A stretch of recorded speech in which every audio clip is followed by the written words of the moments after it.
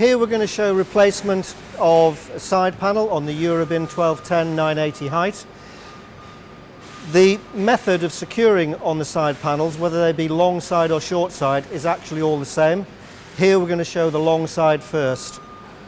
The component part looks like this, and it's held in place simply by a securing pin at either end and hinge pins all the way along.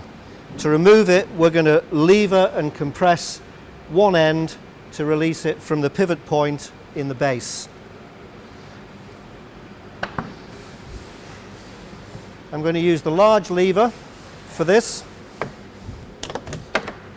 We simply drop the door, just lift it up in its channel, engage the lever,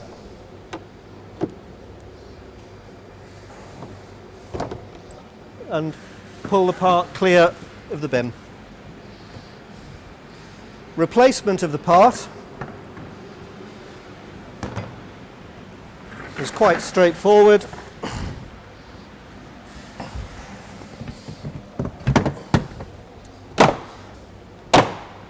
And push down.